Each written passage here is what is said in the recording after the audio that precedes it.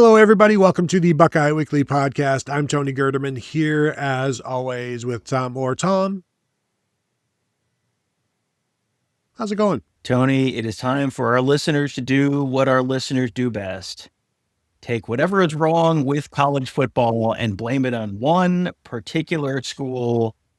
The school that has been in the recent news cycle is the school to the southwest, but, quite a distance to the southwest. But Tony, the fickle finger of fate and blame, of course, will only fall in one direction, Tony, and that direction is north.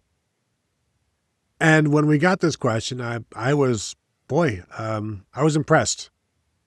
And then it makes you think. Tom, let's go ahead and read the question for the people so that they understand what we're talking about. So this is from @JanaK183. Because the NCAA did not punish Michigan for blatantly cheating, it led to the envelope being pushed. Now they are even more toothless because they can't do anything with players actually betting on the very game they are playing. NCAA did it to itself. And of course, we were talking about the Texas Tech situation, the Brennan Sorsby situation, and how the slippery slope was dampened by Michigan and the kind of Stalions thing. The one thing I would disagree, don't go completely blaming the NCAA here at the end when he says the NCAA did it to itself. Let's explore the Michigan angle of this whole thing. But I think it is interesting that you can talk about the both of them and the defiance that you've seen from both of them. And would Texas Tech not have been so defiant if Michigan didn't say and do the things that they did? I would probably say yes, because Cody Campbell is Cody Campbell, and Texans are Texans, I think is a valid defense. But it's certainly interesting to think about that. Well, it's, we've talked about before, Die Hard 2, when the first plane crashes and the terrorist plane crashes, and then the other planes will come in and just, use that light to land in the darkness. You had the Michigan, certainly wasn't a crash, but they've lit the way for others to be like, we don't have to listen. We can just do what we want. And then, the difference here, Tom, is that Michigan always threatened court, but never went. Texas Tech actually did it. Yeah, this is a little bit of a different thing. And I think it's worth noting that it's not like the NCAA was trying not to do this. The NCAA did set out to punish Brennan Sorsby, and then there was a judge in Texas who said, no, you don't. And so this is not the NCAA being toothless necessarily. This is a judge saying, give me them teeth, basically. Sort of I don't think that was the exact phrasing, but it was something along those lines. And also it's worth mentioning too that the NCAA did punish Michigan, and they didn't punish Michigan in the way that Ohio State fans, I think, were hoping that they would. They did get a huge fine, and I think there's a real possibility that the Big 12 does something in this case with Texas Tech, where they also levy some kind of punishment. I know Texas Tech is threatening to go back to court if anything happens there. But it's, if anything, this is not something that happened to the NCAA. This is, as you said, sort of laying out you want your president tweeting #bet. Like, okay, that's, that is a thing that has sort of served as a model for Texas Tech's approach to this whole thing. And, there is a sort of common element of the shamelessness of both of them, where it's, there's not a question that this happened. Everyone sort of agrees that this happened. And it's just like, no, I don't feel like I should be punished for that. And, I think my favorite response to this was Texas Tech putting out a 22-minute video with basically its entire leadership, university and athletic department talking about how, it's not quite that they're the real victims here, but it's not that far off from that whole thing. And TCU, their good friends from Fort Worth, repurposed I'm not reading all that, I'm happy for you, or sorry that happened. But they repurposed that to, I'm not watching all of that, into I think that is the proper response here. But when you look at TCU's response, it's like, well, if Cody Campbell's thing is, well, if you had just passed the bill, if they just passed the bill that I was telling them to pass.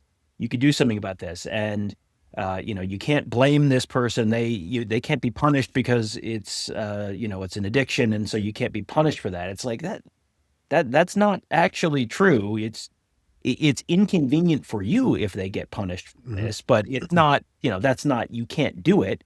It's, were the rules broken? Like, okay, if you're an alcoholic and you drive drunk, you can be punished for that. That's a thing that can happen, even if it is caused by alcoholism. And so, yeah, I think the approach to it from Texas Tech, sort of mirroring the approach that Michigan took, I think that's where there's some commonality here.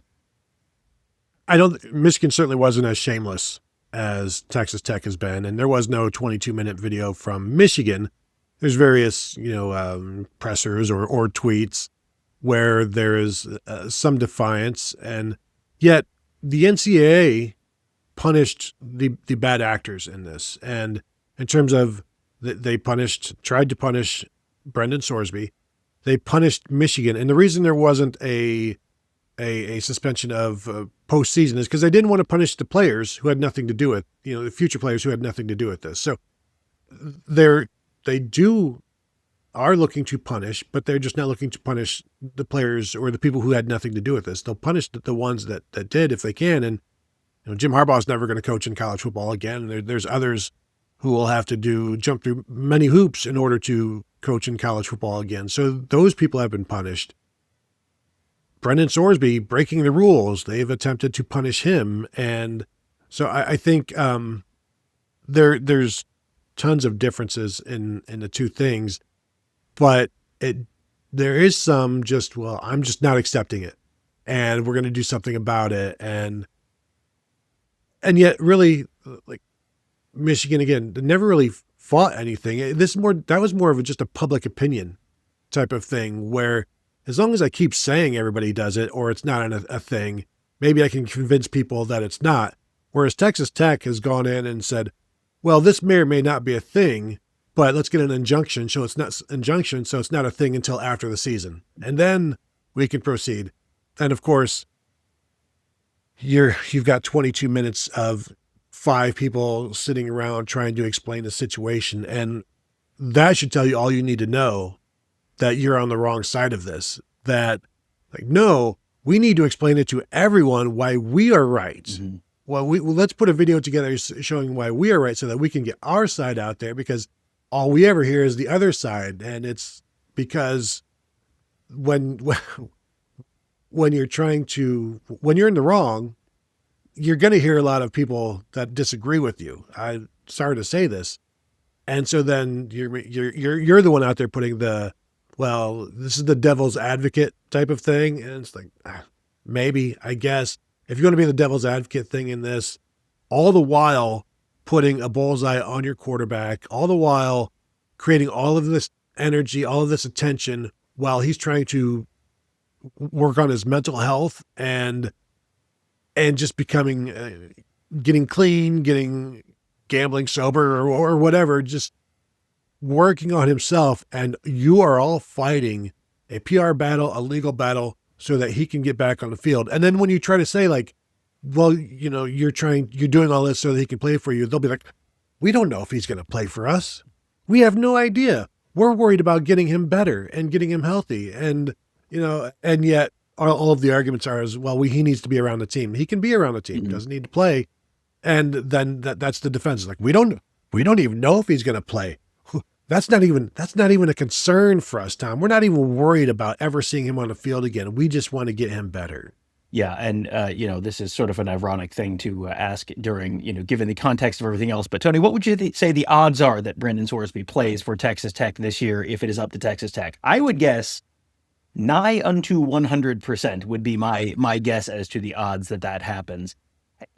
This is a situation where the judge's ruling on this was based on the fact that the NCAA enforces its punishments somewhat inconsistently. So you can't just assume that this is going to be what it is. And it's like, can you show me an example of someone who bet on his own team who was like, well, sometimes they just give you 2 games. Like, no, I don't think that's a precedent that you can point to. But that is what the judge put out there, and so now we'll see what the Big 12 chooses to do. Because in the Michigan case, the Big 10 stepped in. Tony Petitti stepped in, suspended Jim Harbaugh for 3 games at the end of the regular season, even before there was a final decision. It was kind of like, well, we have enough evidence that we know what happened, and so there's not a lot of question as to what happened. And that was one where Michigan was really pounding the table and threatening all sorts of action, and then they backed down because I think they knew they didn't have a case. And there was lots of pounding the table for Michigan that never came to fruition. Texas Tech has pounded the table and found a judge who found their table pounding compelling, and we'll see, if the Big 12 does something else, what will that look like this year, and what would that, if it's just a fine, Cody Campbell is probably just going to stroke that check and move on. If it's something that impacts Sorsby's eligibility, then we'll see. Or if it's something that impacts their ability to play in the Big 12 championship game, for example, that's something the Big 12 could theoretically do. That, I'm going to guess, is going to be something that Texas Tech would fight pretty vigorously. But can you find a judge who will say, nope, you can't do that? That's kind of the question here. So I think there are some similarities in the situation. I would not say that the Michigan situation caused or enabled the Texas Tech situation, but there are certainly some commonalities in terms of the approach from the schools involved here. Yeah, a little bit of the defiance, I think. Texas Tech pounded the table with a friendly gavel. Mm-hmm. And I do wonder if they sue the Big 12, the Big 12 says, no, we're not going to allow Texas Tech if they were to make it to the Big 12 championship game. I wonder where would that court case be? Where would that, is that in Lubbock, or is it in Big 12 headquarters? And also, as we wrap up, the CFP side of things, the college football playoff has always sided with the NCAA, where they're saying if the NCAA says somebody's good, then they're good. What about this, where the NCAA says somebody isn't good, but there's an injunction? Do they then side, well, the court says he can play. I mean, he's playing. We don't want to get sued, but as I said last year, they also don't want any kind of blemishes. They don't want to. They certainly don't want to take anything away. That doesn't mean they can't limit somebody. They just don't want to lose. They don't want to take something away that's already been done, and they don't want any asterisks. You leaving Texas Tech out does not create an asterisk. That's just a decision. So yeah. And if you look at 2023, if Ohio State had completed that final drive at Michigan and beaten Michigan, and then it was up to the College Football Playoff Committee, I think the College Football Playoff Committee probably leaves Michigan out of the playoff that year, and it just sort of avoids that issue altogether. Could they do that in this situation if Texas Tech doesn't win the Big 12 for one reason or another? Could the College Football Playoff Committee look and say, well, look, you didn't play anyone out of conference, you don't have a lot of really good wins. Mm-hmm. Like, we didn't feel your body of work merited it. And could Texas Tech try and sue them to get in? Tony, anything is possible. Would that be the most shameless thing yet? It would be up there, but you couldn't tell me it won't happen. So yeah, there are ways that this could happen. There are ways that this situation could get ball don't lied if things fall a certain way. But right now it looks like billable hours and high-powered attorneys are at least leading on the scoreboard right now. I like that you say that would be the most shameless thing when there is still 6 months between now and then. And this is the most shameless thing they've done. The most shameless thing they've done so far. So there you go. Your thoughts on that? Did Michigan cause this entire problem? Please leave your comments and if you're watching on YouTube, and if you're listening, leave your comments elsewhere as well, blaming Michigan for whatever you care for. And if you're a Michigan fan, ease up. We're just joking, all right? Sheesh. Thumbs up. Turn that thumbs down to a thumbs up, of course. Subscribe to the channel if you've not yet done so. Hit the bell to be notified. That will do it from here. Thank you all for tuning in, and we will talk to you all later.